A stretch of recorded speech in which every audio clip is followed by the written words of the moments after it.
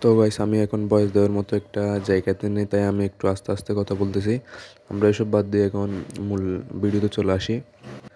এখন আমরা যে টিউবটা কিনছিলাম, এটার দাম মনে হয় 320 টাকা নিয়ে কত নিয়েছিল। এটা লাগাতে 100 টাকা নেই, ওনারা আমার থেকে 80 টাকা রাখবেন বলছে, সব মিলিয়ে 400 টাকা। ওনারা এখন টিউবটা এই টায়ারের মধ্যে ঢুকাই দিচ্ছে। আগে এই বাইকে কোনো রকম টিউব ছিল না, আগে টায়ারটা ছিল টিউবলেস টায়ার, ভেতরে জেল ছিল, সবগুলো ধুয়ে পরিষ্কার করে এনে এখানে টিউব দেওয়া হচ্ছে। পাশাপাশি যে জায়গাটা ফেটে গেছিলো সেই জায়গাতে কিছু একটা দিবি বলছিলেন, গ্যাটেস না কি বললো, গ্যাটেস বলতে হয়তো কোনো রকম তালি কিংবা এরকম কিছু হবে, যেটা থেকে হয়তো বা চাপ লাগলে তেমন কিছু হবে না, সেরকম কিছু একটা হবে। বাইকে আপাতত সব কিছু মানে করা শেষ। অন্য সাইডের এগুলিও লাগিয়ে দিয়েছেন। একটা চেক করে দেখি আসলে কি এটা হয়েছে নাকি কোথার থেকে হাওয়া বের হয়ে যাচ্ছে।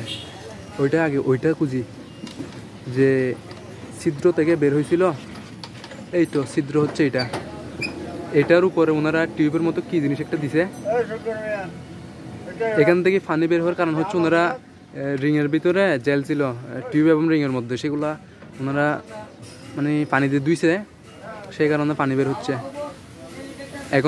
এখান ভিতরে টিউব দেওয়া হয়েছে, তো পানি বের হলেও সমস্যা নাই, ভেতরে যদি পানিও জমে কোনো সমস্যা নাই।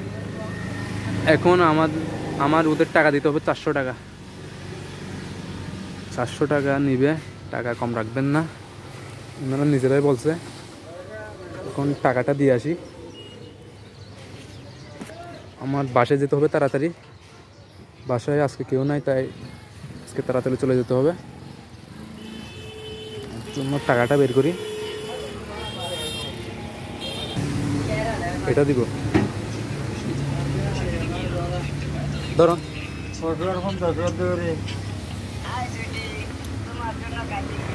টাকা দিছে আর 100 টাকা ফেরত পাবো। 400 টাকা চলে গেছে টিউবের মধ্যে।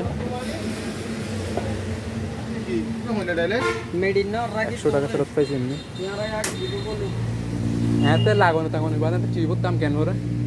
হ্যাঁ, তো শুধু টিউবের দাম হতো, আর কোন লাগানো টাকা এলা না। হ্যাঁ, তো টিউবের দাম 320 টাকা করে দেরি। টিউবের দাম 320 টাকা বলে, সেটা নিশ্চিত হলাম। একটা টিউবের দাম 320 টাকা, মানে টিউবের দাম কত সেটা জানার একটা ইয়ে আর কি। আমার ভাইয়ের কাছ থেকেও জিজ্ঞেস করছি, মানে টিউবের টাকা কত নিছে। উনি যেহেতু ওনার পরিচিত, তাই টাকা তো কম রাখবে। এখন এটা একটা অপরিচিত জায়গা, অপরিচিত দোকান, অপরিচিত গ্যারেজ, তাই টাকা একটু বেশি নেবে, এটাই স্বাভাবিক।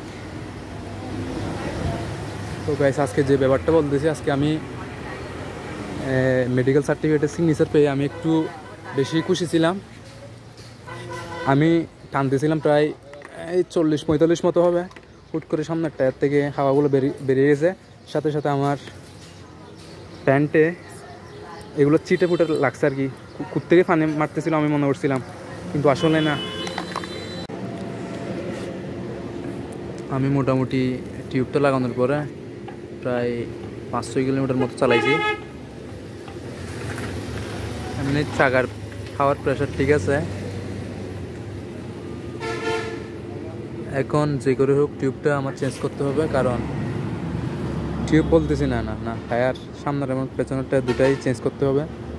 আজকে একটা বাজে অভিজ্ঞতার শিকার হলাম। আমি যেভাবে চালাচ্ছিলাম, গতি প্রায় 40-45 গতিকে কোনোভাবে বেপরোয়া বলা যায় না, স্বাভাবিক গতি।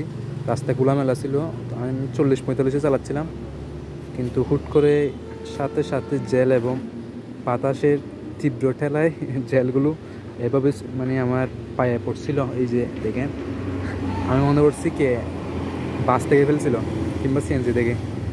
আবার আমি দেখতেছি আমাকে এক পাশে ফেলে দেওয়ার, মানে এক পাশে টানতেছে বাইকে, মানে ফেলে দেওয়ার একটা চেষ্টা আর কি। আমি সামনের এবং পেছনের ব্রেক সাথে ইঞ্জিন ব্রেক ধরে মানে কম সময়ের মধ্যে দাঁড়াতে সক্ষম হয়েছি না। আর যদি এটা সুযোগ না থাকতো, বড় ধরনের দুর্ঘটনার একটা সুযোগ থাকতো।